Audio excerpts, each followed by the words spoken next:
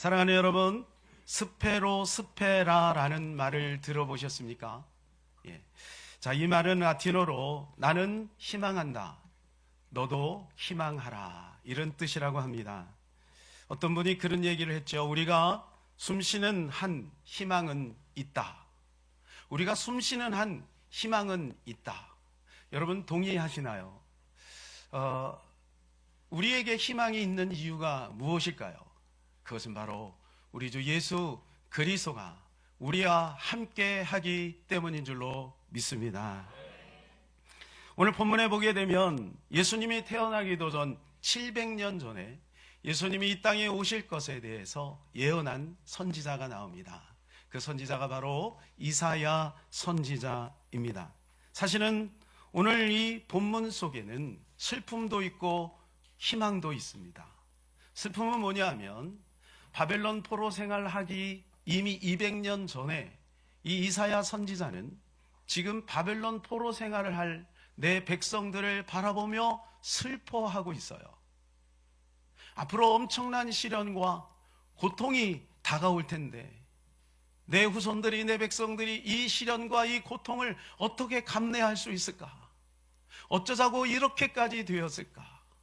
애통하는 마음으로 지금 예언을 하고 있습니다. 그럼에도 불구하고 그는 그 너머를 또 보고 있는 거예요. 그게 뭐냐 하면 바벨론 포로 생활에서 다시 회복하여 그들이 자유를 얻고 그리고 민족의 해방을 얻고 또 하나님을 찬송하고 성전을 회복하는 그날을 다시 그려보고 있는 것이죠. 우리는 이것을 하나님의 역설이라고 합니다. 역설이라고 하는 것은 현실적으로 불가능한 것을 뒤집어 보니 거기에 희망이 있고 놀라운 메시지가 있다. 사랑하는 여러분, 올 한 해 어떻게 지내셨습니까? 지금까지 여러분이 힘들고 어려운 시기를 보냈을 수도 있습니다. 그러나 남은 며칠 동안 또는 내년에는 하나님의 역설이 저와 여러분 가운데 함께 해주셔서 모든 것을 뒤집고 역전하시는 놀라운 은혜가 있을 줄로 믿습니다. 예수 그리스도는 그 자체가 희망의 등불입니다. 그래서 그 예수 그리스도가 우리 안에 계시기 때문에 우리는 그 어떠함에도 상관없이 그 상황 속에서 우리는 하나님을 찬송할 수 있고 희망을 노래할 수가 있는 것입니다. 마치 마지막 순간에 물이 포도주가 떨어져서 안절부절하고 있는 그 혼인잔치에 예수님이 등장하심으로 물이 변하여 포도주가 되는 놀라운 역사를 이룬 것처럼 말입니다. 물은요, 그냥 쉽게 구할 수 있는 겁니다. 너무너무 평범한 거죠. 마치 우리의 인생과도 같을 수 있어요.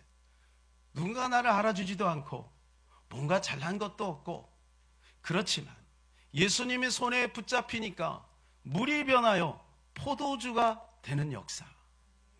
물이 변하여 포도주가 되니까 여러분 주변에 있는 모든 사람이 기뻐하는 거 아니겠어요? 오늘 예수님을 만난 모든 분들에게 예수님이 내 안에 계시다면 오늘 그런 물이 변하여 포도주가 되는 놀라운 역사가 나타나게 될 것입니다. 오늘 19절을 보면 우리 다 같이 읽어볼까요? 보라, 내가 새 일을 행하리니 이제 나타낼 것이라. 너희가 그것을 알지 못하겠느냐? 반드시 내가 광야의 길을 사막의 강을 내리니. 여기 보니까 하나님의 말씀이 우리에게 주어집니다. 보라, 내가 새 일을 행하리라. 주님이 우리에게 약속해주고 있는 것입니다. 새 일을 행하리라.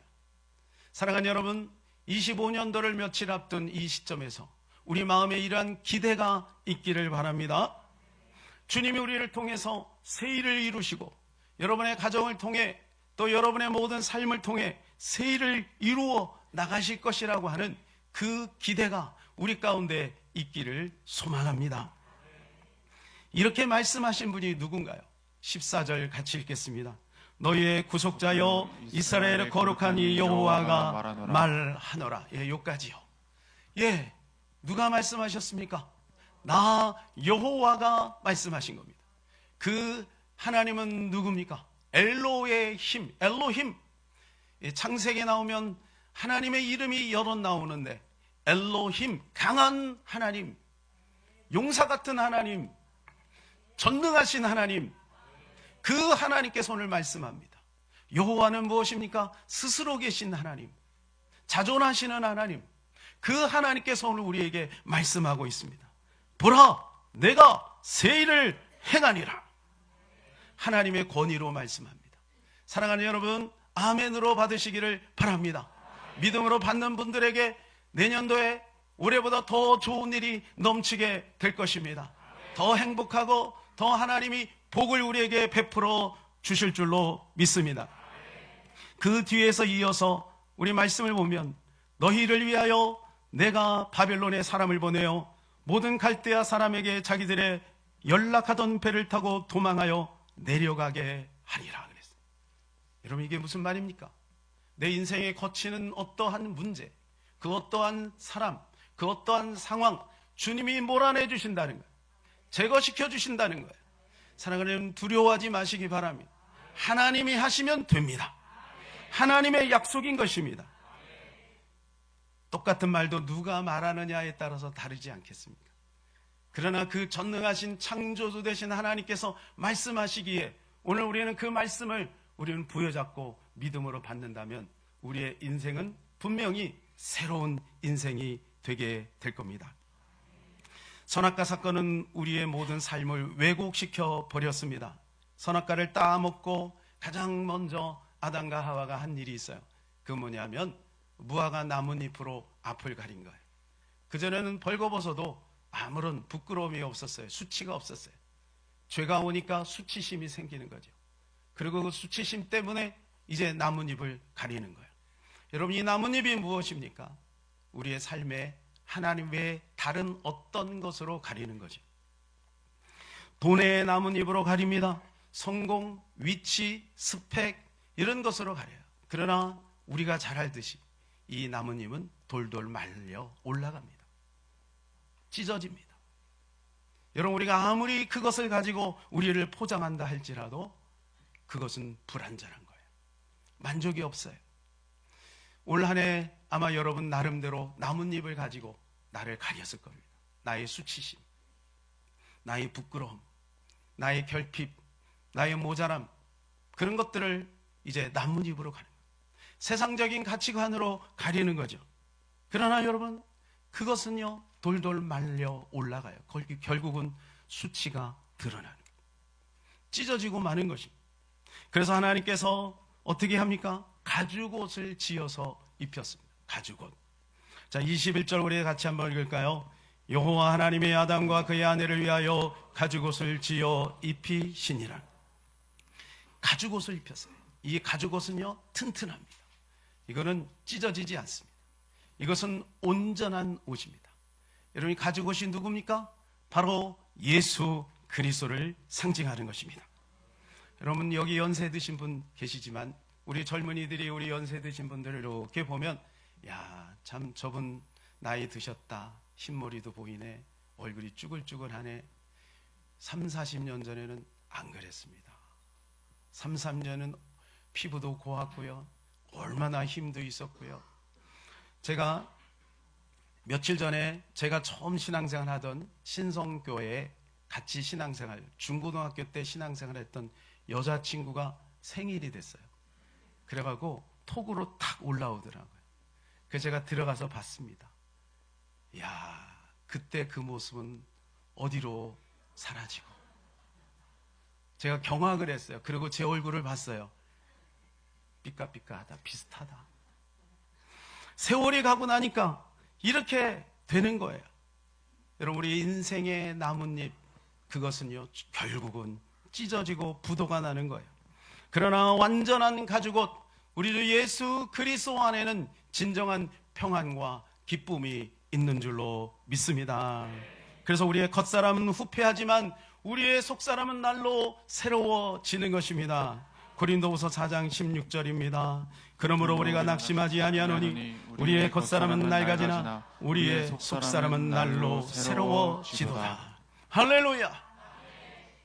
사랑하는 여러분, 우리가 왜 희망을 가져야 할까요? 첫 번째, 하나님이 우리와 함께 하시기 때문입니다. 지난 성탄절날 우리는 예수 그리스도의 이름에 대해서 살폈습니다. 예수님의 이름은 예수입니다. 그러나 또 한 가지의 이름이 있다고 그랬어요. 그게 뭐예요? 임마누엘. 그 이름을 임마누엘이라 하라. 하나님이 우리와 함께 계시겠다 함이라. 여러분, 이게 하나님의 염원이고 하나님의 약속인 것입니다. 우리나라뿐만 아니라 전 세계를 통틀어서 보면 대통령이 바뀔 때마다 그렇게 소용돌이가 치는 것을 보게 돼요. 여러분, 그래서 대통령을 기대하지 않는 게 좋습니다. 기대하는 것만큼 실망할 거예요. 하나님이 그것을 통해서 우리에게 알려주는 게 뭡니까? 인간 왕은 불완전하다. 인간 왕은 불완전하다. 만일에 북한하고 우리하고 전쟁이 터지면 누가 이길 것 같습니까? 우리가 국지전을 한다 그러면 우리가 100% 이깁니다. 그들의 전력과 우리의 전략은 뭐 게임이 되지 않습니다. 그런데요, 만일에 북에서 핵을 쏜다 그러면 어떻게 될까요? 그건 또 다릅니다. 지금 북한에는요, 원자폭탄보다 10배가 강한 핵탄두가 90개에서 100개가 있대요. 만일에 김정은이가 그걸 동시에 딱 누르면요, 우리나라는 자취를 감춥니다. 사라져요. 저 제주도까지 끝나버려요. 그럼 어떤 사람이 이런 생각을 할 거예요? 미국이 있잖아. 여러분, 미국은 우리나라를 도와줄 수가 없어요. 만약에 핵전쟁이 벌어지면 못 도와줍니다. 왜냐하면 북한에 ICBM이 있기 때문에 자기 자국민을 보호하기 위해서 우리나라를 보호할 수가 없어요. 그러니까 우리나라도 뭐 핵이 필요하다 뭐 이런 얘기를 해요. 저는 어떤 그것을 얘기하는 게 아니에요.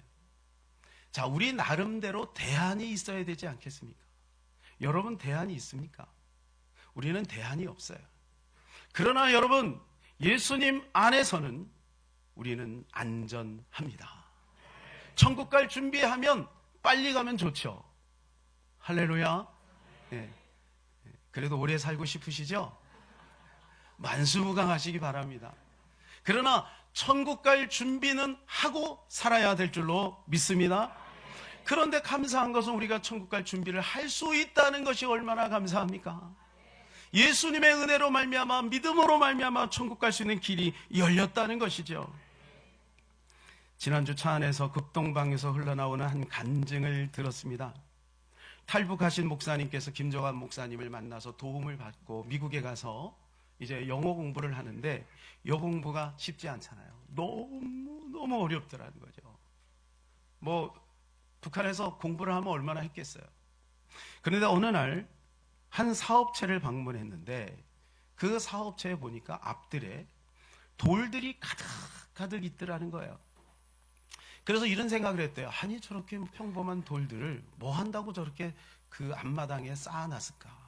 그러면서 안으로 들어갔는데 그 안에서 그 모나고 그리고 부스럭거리고 그리고 볼품없는 그 돌들을 어떻게 하냐면 기술을 가지고 그거를 다듬는 거예요. 그리고 그것을 다듬고 또 닦고 다듬고 닦고 했더니 그 돌들이 마치 보석처럼 바뀌더라는 거예요. 그때 무릎을 탁 쳤다는 거예요. 나는 원석이고 볼품없고 모나고 그리고 부족하고 너무 평범하지만 하나님 손에 붙잡히기만 한다면 나는 이런 보석과 같은 존재가 될 수도 있겠구나. 거기에서 용기를 얻고 공부를 잘 마칠 수 있었다는 거예요. 사랑하는 여러분, 중요한 것은 내가 하나님의 손에 붙잡혔느냐 붙잡히지 않았느냐 그겁니다. 세상에 돌들이 얼마나 많이 있습니까? 그런데 그 돌들이 선택을 받아 그 공장 안으로 들어왔고 그 공장에 그 직공들의 손을 받아서 손을 통해서 그것이 보석이 되는 것처럼 우리가 하나님 손에 붙잡히기만 하면 하나님께서 우리를 통해서 놀라운 일을 이루어 나가실 것이라는 희망과 소망이 저와 여러분 가운데 있기를 바랍니다. 두 번째, 우리가 왜 희망을 노래해야 할까요? 그것은 우리가 예수님을 담아내는 존재이기 때문에 그렇습니다. 여러분, 흙을 보세요. 흙을 보면요, 흙은 굉장히 평범하죠. 그런데 흙에 씨앗이 탁 떨어지게 되면 그 씨앗이 발아해서 그것이 나는 나무가 되기도 하고 때로는 곡식이 되기도 합니다. 그러면 흙은요 정직합니다.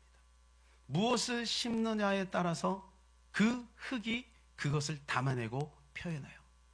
우리가 잘 알듯이 하나님께서 우리를 뭐로 만들었습니까? 흙으로 만들었습니다. 흙으로 만들었어요. 그리고 우리는 흙과 같은 존재예요.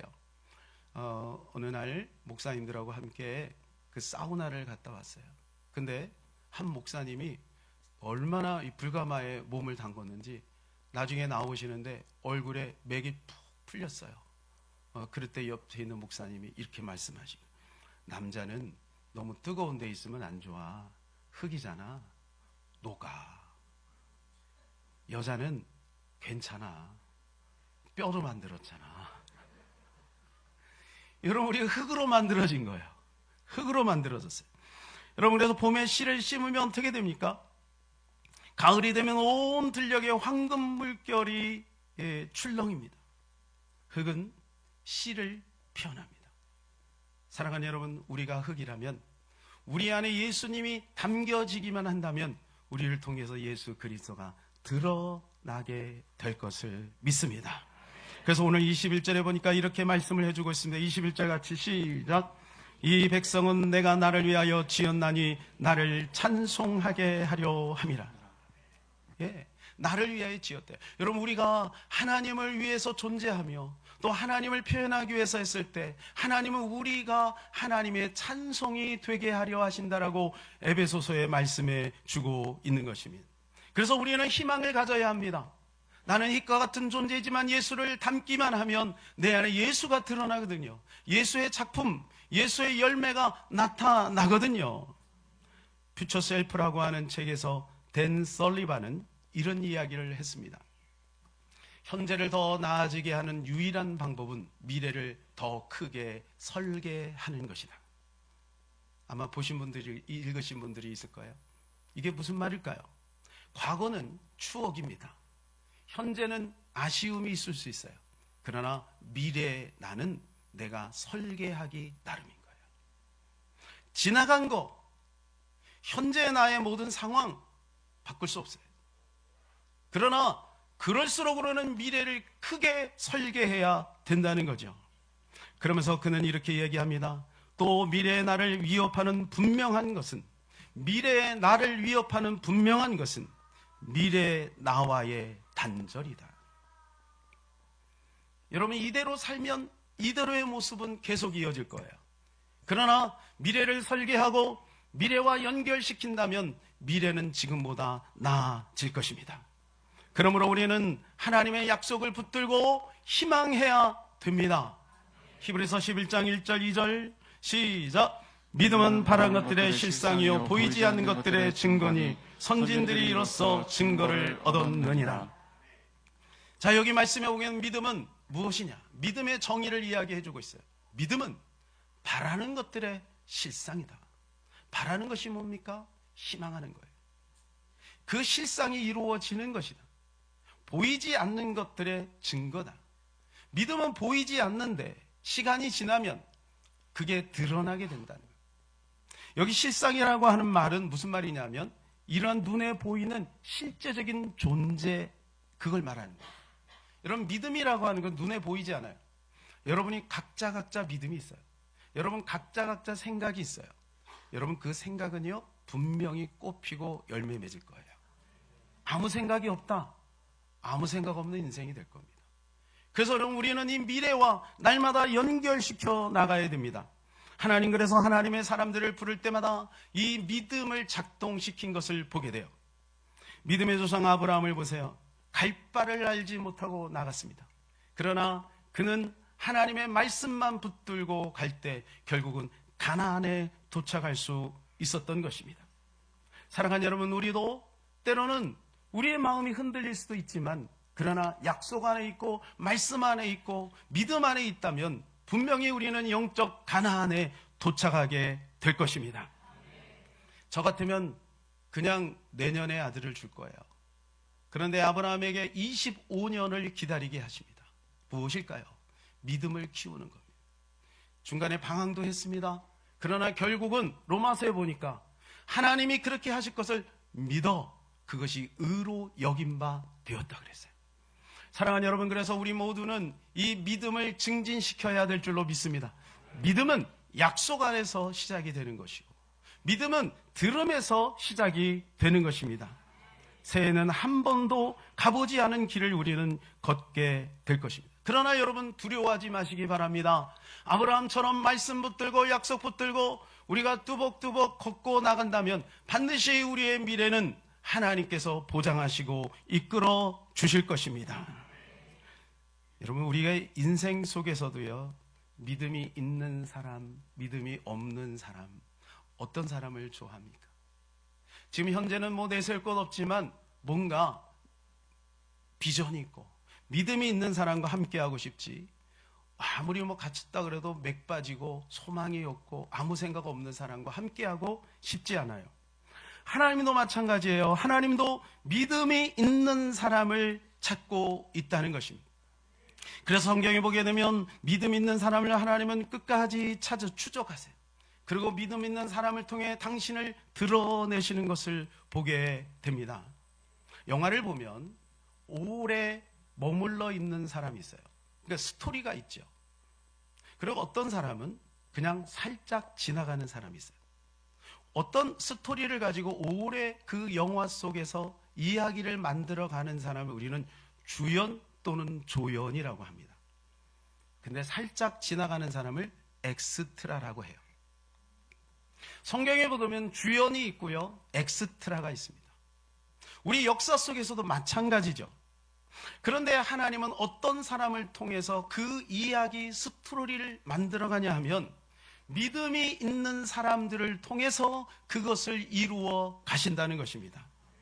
그래서 예수님의 기록을 보게 되면 다 함 없는 기록이래요. 요한복음 21장 25절에 보면 예수께서 행하신 일이 이 외에도 만일 낱낱이 기록된다면 이 세상이라도 이 기록된 책을 두기에 부족할 줄 아노라. 여러분, 놀라셔야 합니다. 예수님의 행하신 일이 너무너무 많아서 이 세상이 얼마나 크고, 그죠? 여러분이 상도동만 해도 얼마나 커요. 여기에 빼곡히 기록을 해도 다 채울 수 없을 정도로 어마어마한 일들을 행하신 거예요. 그런데 여러분, 성경에 나오면 공간복음에 딱 보면 얼마나 됩니까? 요 정도밖에 안 됩니다. 요 정도. 왜 요 정도만 기록이 됐을까요? 그것은 믿음으로 반응한 사람들만이 기록되어 있는 것입니다. 여러분, 하나님과 우리 사이에 아름다운 추억을 만들어 가려면 반드시 믿음을 갖고 나가야 돼요. 믿음이 있는 사람은 도전하게 되어 있어요. 그래서 저희는 이제 우리 예담교회는 새해는 더 큰 것을 꿈꾸고 그리고 믿음으로 도전하며 앞으로 나아가게 될 것입니다. 여러분, 함께해 주시기를 바랍니다. 여러분과 함께 한다면 예담교회를 통해서 하나님의 영광이 빛을 발하고 하나님의 나라가 이루어져서 많은 사람을 옳은 대로 돌아오게 하는 하나님이 기뻐하는 교회가 될 줄로 믿습니다. 이 사진을 한번 보실까요? 이 사진 혹시 아세요? 보신 적 있으세요? 힌트를 드리면 인천에 있습니다. 인천에. 저 세 사람 보이시죠? 근데 여러분, 저기에는 세 사람만 있는 게 아닙니다. 네 사람이 있어요. 가장 오른쪽에 있는 분이 누구냐 하면 언더우드입니다. 그럼 그 옆에 있는 분은 누굴까요? 아펜젤러와 그의 부인입니다. 그런데 그 뱃속에 아이가 있어요. 그러니까 네 사람이죠. 자, 그런데 이 세 사람이 지금부터 139년절 부활절 아침에 조선 땅에 발을 내딛습니다. 인천항을 통해서 조선 땅에 발을 딱 내딛으면서 하나님 앞에 기도를 했어요. 제가 오늘 이 기도문을 끝으로 말씀을 맺고자 합니다. 내용은 이래요. 주여, 지금은 아무것도 보이지 않습니다. 주님, 메마르고 가난한 이곳 조선 땅, 나무 한 그루 시원하게 자라오르지 못하고 있는 이 땅에 저희들을 옮겨와 심으셨습니다. 조선의 마음이 전혀 보이지 않습니다.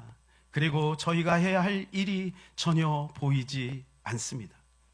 그러나 주님, 순종하겠습니다.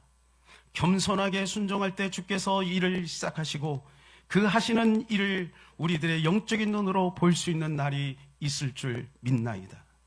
조선의 믿음의 앞날을 볼 수 있게 될 것을 분명 믿습니다. 이 기도문을 본국에 보고로 올렸습니다. 그냥 기도만 했어요. 할 게 아무것도 없어요. 너무 어두우니까요. 너무 답답하니까요. 그때 우리나라의 이 사대문안이 여러분 소똥, 말똥 천지였다는 거 아십니까? 기회가 있으면 사진을 보여드릴게요. 사람이 지나갈 수 없을 만큼 옷은 얼마나 남루합니까? 뭐 흰옷을 입어가지고 흰옷 입으면 그래. 여러분 그 흰옷이 어떤 색일까요? 누렇게 바뀌어 있는 옷들. 볼품없고 소망 없는 그 땅에 26, 27 그리고 그 아내는 몇 살인지 모르겠어요. 여러분 그 어린 나이에 조선 땅에 발을 붙였어요. 자기들이 볼 때도 소망이 없어요. 할 일이 없어요. 26, 27살짜리가 뭘 하겠어요. 그런데 여러분 그들이 하나님 말씀에 순종하여 믿음의 발을 내딛고 조선 땅에 조금씩 복음을 전했는데 지금 139년이 지난 다음에 이 땅이요 어떻게 바뀌었습니까? 전 세계 가장 큰 교회 50개 중에 26개가 우리나라에 있습니다. 가장 큰 교회가 우리나라에 있어요. 여러분 우리나라 이렇게 이 선교사님들의 눈물과 헌신으로 말미암아 이 땅이 이런 복을 누렸습니다. 그러므로 우리가 내딛는 복음의 발걸음은 한 걸음 한 걸음이 아무런 의미여처럼 보이고 당장은 열매가 맺혀지지 않는 것처럼 보일지라도 사랑하는 여러분, 우리가 아브라함처럼 약속 붙들고 믿음으로 나아간다면 반드시 하나님께서는 우리를 통해 이 선교사님들이 맺었던 그들은 지금은 하늘나라가 없지만 이 땅을 내려다보며 얼마나 기뻐하고 있을까요? 시편 126편 5절 6절 우리 다 같이 큰 소리로 한번 읽겠습니다. 눈물을 흘리며 씨를 뿌리는 자는 기쁨으로 거두리로다. 울며 씨를 뿌리러 나가는 자는 반드시 기쁨으로 그 곡식단을 가지고 돌아오리로다. 할렐루야. 여러분 우리가 씨를 뿌릴 때는 눈물이 날 수도 있어요. 힘들잖아요. 어렵잖아요. 그러나 머지않아 그 기쁨의 곡식단을 어깨에 메고 춤추며 하나님께 찬송하는 그날이 오게 될 줄로 믿습니다.